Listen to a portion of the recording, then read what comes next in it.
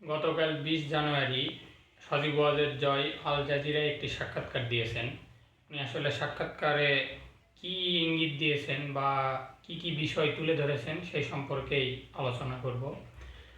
প্রথমত আমি প্রথম যে পয়েন্টটা বলতে চাই সেটা হচ্ছে সজীব ওয়াজেদ জয় বাংলাদেশের সাম্প্রতিক রাজনৈতিক পরিস্থিতি এবং শেখ হাসিনার পরিস্থিতি সম্পর্কে বেশ কিছু গুরুত্বপূর্ণ মন্তব্য করেছেন এই সাক্ষাৎকারে। তো সেইখানে সবচাইতে মেন এবং সবচাইতে গুরুত্বপূর্ণ যেই পয়েন্টটা আমার কাছে মনে হয়েছে আমি বলছি সেটা হচ্ছে আপনার আওয়ামী লীগের অবস্থা এবং ভবিষ্যৎ সম্পর্কে তিনি কিছু মন্তব্য করেছেন এবং ব্যাখ্যা করেছেন। তো এটা আসলে অনেক গুরুত্বপূর্ণ। সেইখানে তিনি বলেছেন যে আওয়ামী লীগের ভবিষ্যৎ আছে এবং এটা দেশের পুরনো ও বড় রাজনৈতিক দল হিসেবে দেখা হয়। বাংলাদেশি ভোটারের প্রায় 40-50% সমর্থন আছে। পাশাপাশি তিনি আরও বলেছেন যে শেখ হাসিনা আজকার রাজনীতিতে ফিরবেন না এবং এটা তার শেষ রাজনীতির ট্রাম হতে চলেছে। অর্থাৎ এটা অনেক গুরুত্বপূর্ণ। আপনার আওয়ামী লীগের যারা নেতাকর্মী রয়েছেন, তৃণমূলের নেতাকর্মী রয়েছেন এবং যারা সমর্থক রয়েছেন তাদের জন্য এটা খুবই গুরুত্বপূর্ণ। কারণটা হচ্ছে এই সাক্ষাৎকারের মাধ্যমে এবং এই ব্যাখ্যা বা এই মন্তব্যে সজীব ওয়াজেদ জয়ের এই মন্তব্যটির মাধ্যমে সজীব ওয়াজেদ জয় ক্লিয়ার করেছেন যে আসলে শেখ হাসিনা আওয়ামী লীগের নেতৃত্বে আর থাকছেন না। এটা ইনি ক্লিয়ার করেছেন, যার কারণে এখন আওয়ামী লীগের তৃণমূলের যে নেতাকর্মীরা বা সমর্থকরা এখনও পর্যন্ত আপনার চিন্তা করছিলেন যে হচ্ছে ভবিষ্যতে আবারও শেখ হাসিনাই আওয়ামী লীগের নেতৃত্ব দিবে এবং যারা এক প্রকার স্বপ্ন দেখছিলেন যে শেখ হাসিনার নেতৃত্বে আবার তারা মানে আওয়ামী লীগের ফিরে আসা দেখবে, তো আসলে তারা এটা এখন থেকে আর না ভাবলেই ভালো হয়। কারণ এটা সজীব ওয়াজেদ জয় আজকে স্পষ্ট করে দিয়েছেন যে শেখ হাসিনার নেতৃত্বে ফিরছেন না, অর্থাৎ আওয়ামী লীগে নতুন নেতৃত্ব আসছে। সেটা এখন নতুন নেতৃত্ব কে আসছে বা নেতৃত্বে কাকে নিয়ে আসছে এটা এখনও সঠিক মানে শিওর না বা এটা ক্লিয়ার না, বাট শেখ হাসিনা থাকবেন না এটা একদম ক্লিয়ার। এটা জয় স্পষ্ট করে দিয়েছেন। তারপরে সজীব ওয়াজেদ জয় আরেকটি বলেছেন আপনার ফান্ডামেন্টাল দাবি এবং নির্বাচন নিয়েও তিনি বক্তব্য দিয়েছেন। সেখানে তিনি আরও বলেছেন যে আগামী ফেব্রুয়ারির 12 আপনার 2026 সালের 12 তারিখের যেই আমাদের বাংলাদেশের যে নির্বাচন অন্তর্বর্তীকালীন দিন ঘোষণা করেছেন সেই নির্বাচন নিয়ে তিনি বলেছেন যে একটি মানে এই নির্বাচন একটি স্টেজ ডামা, অর্থাৎ তা প্রকৃতপক্ষে স্বাধীন ও ন্যায্য নির্বাচন হবে না। কারণ আওয়ামী লীগকে প্রতিযোগিতার বাইরে রাখা হচ্ছে এবং অনেক অনলাইন পোস্টাল ব্যালট প্রক্রিয়া নিয়েও প্রশ্ন তোলা হচ্ছে, সজীব ওয়াজেদ জয় বলেছে। অর্থাৎ উনি বলেছেন যে যেহেতু আওয়ামী লীগের উনি দাবি করছেন যে 40-50% সমর্থন রয়েছে বাংলাদেশে, অর্থাৎ তাদের যে ভোট ব্যাংক রয়েছে উনি এটা দাবি করছেন যে, এবং উনি বলেছেন এই জিনিসটা যে যেহেতু আওয়ামী লীগকে নির্বাচনের বাইরে রাখা হচ্ছে সেই ক্ষেত্রে তাদের ভোটার বা তাদের সমর্থক যারা রয়েছেন তারা আসলে ভোট দিবেন না বা তারা এই মানে ভোটকে আসলে গ্রহণযোগ্য বলে তারা মনে করেন না, এই জিনিসটা বলেছেন।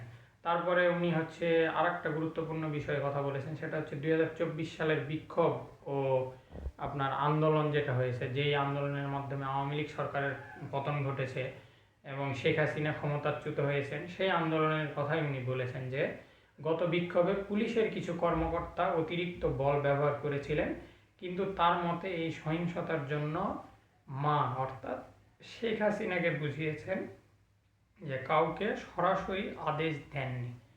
তিনি বলেন যদি তার মা অর্থাৎ শেখ হাসিনা প্রতিবাদকারীদের হত্যা করতে চাইতেন তাহলে তিনি এখনও ক্ষমতায় থাকতেন।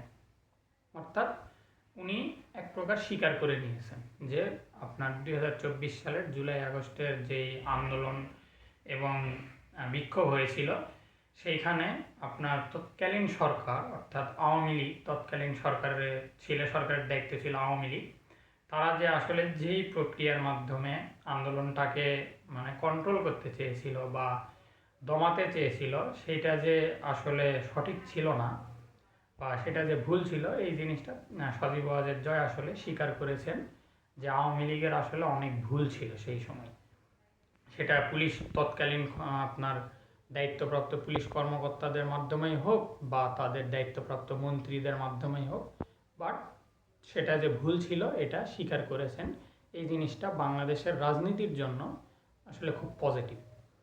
তারপরে তিনি আরও বলেছেন 2024-এর ইউনিভার্সাল মানবাধিকার সংস্থা ইউএন রিপোর্টের বিষয়ে, অর্থাৎ ইউএন রিপোর্টের বিষয়ে সজীব ওয়াজেদ জয় বলেছেন যে রিপোর্টটি পক্ষপাতপূর্ণ বলে তিনি মনে করেন এবং বলেন এতে শুধু নির্দিষ্ট সময়ের ঘটনা অন্তর্ভুক্ত হয়েছে, তার বাইরে গত বছরের পরের সহিংসতা বা ঘটনার বিবরণও থাকা উচিত ছিল। অর্থাৎ তিনি বলতে চেয়েছেন যে সেইখানে আপনার আওয়ামী লীগের ক্ষমতাচ্যুত হওয়া পর্যন্ত যেই বিক্ষোভ আন্দোলনের যেই মানে খবরগুলো বা যেই আপনার হচ্ছে হত্যাকাণ্ড বলেন বা সহিংসতা বলেন, এইগুলো শুধু অন্তর্ভুক্ত হয়েছে। বাট আপনার আওয়ামী লীগ ক্ষমতাচ্যুত হওয়ার পরে এবং অন্তর্বর্তীকালীন সরকার ক্ষমতা গ্রহণ করার মাঝখানে যে 2-3 দিন সময় ছিল, এই 2-3 দিনে সারা বাংলাদেশে যে সহিংসতা হয়েছে বা মব হয়েছে, এই বিষয়গুলো মানে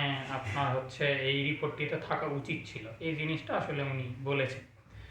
তো এই হলো মেন। আর একটা হচ্ছে সাংবাদিক ওনার নিজের বিষয়ে আর কি প্রশ্ন করেছিলেন যে বর্তমান অন্তর্বর্তীকালীন সরকারের এই টার্মে আপনার দুদক ওনার সজীব ওয়াজেদ জয়ের বিরুদ্ধে বেশ কিছু মামলা করেছেন আপনার হচ্ছে দুর্নীতির অভিযোগ এনে, সেইটার বিষয়ে ওনাকে প্রশ্ন করা হয়েছিল এবং উনি সেখানে বলেছেন যে আপনার হচ্ছে নিজের বিরুদ্ধে মানে অর্থাৎ সজীব ওয়াজেদ জয় তার বিরুদ্ধে দুর্নীতির অভিযোগগুলোকে ভুল বলে দাবি করেছেন এবং বলেছেন যে তার আইনগতভাবে কোনো গোপন সম্পত্তি নেই এবং যুক্তরাষ্ট্রের নাগরিকত্ব পেতে গেলে এসব বিষয় পরিষ্কার করতে FBI এর মতো সংস্থা তাকে যাচাই করতো। অর্থাৎ উনি এটা মানে আর কি দাবি করেছেন যে যদি ওনার আপনার হচ্ছে গোপন সম্পত্তি থাকতো, উনি দুর্নীতিগ্রস্ত হইতেন, তাহলে তো যুক্তরাষ্ট্রের নাগরিকত্ব পেতে গেলে সেই দেশের যে FBI আপনার সংস্থা রয়েছে তারাই এসব নিয়ে যাচাই বাছাই করতো।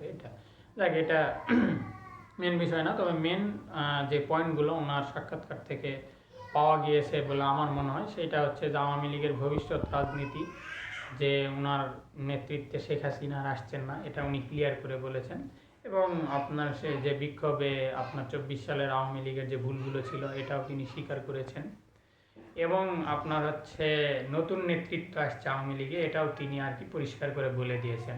তবে অনেকেরই এখন প্রশ্ন আসতে পারে যে তাহলে যেহেতু শেখ হাসিনা আসছে না তাহলে কি সজীব ওয়াজেদ জয় নেতৃত্বে আসছে কিনা, বাট আসলে এইটা শিওর না বা এটা ক্লিয়ার না যে সজীব ওয়াজেদ জয় আদৌ আপনার নেতৃত্বে আসবে কিনা, এটা সময় বলে দিবে, এটা সঠিক আমরা বলতে পারছি না বা কেউই জানি না যে নেতৃত্ব আসলে কে আসবে। তবে সজীব ওয়াজেদ জয় উনি যে সাক্ষাৎকার দিয়েছে, উনি যেহেতু ছোট থেকে বিদেশে বড় হয়েছে, বিদেশে পড়াশোনা করেছে, দীর্ঘদিন বিদেশে রয়েছেন, উনি স্মার্টলিভাবে আমি ওনার সাক্ষাৎকারটি দেখেছি, পুরোটা শুনেছি, স্মার্টলিভাবে উনি আর কি সাক্ষাৎকারটি হ্যান্ডেল করেছে বলে আমার মনে হয়েছে। তো এখন ভবিষ্যতে কোন দিকে যাবে কি হবে এটা সময়ের ব্যাপার। তো আজকের সজীব ওয়াজেদ জয়ের যে সাক্ষাৎকার নিয়ে মেন পয়েন্টগুলো এইগুলোই ছিল। সকলে ভালো থাকবেন প্রিয় দর্শক, আর আপনাদের মতামত কমেন্ট বক্সে জানাবেন এবং সাবস্ক্রাইব করে আমার পাশে থাকবেন।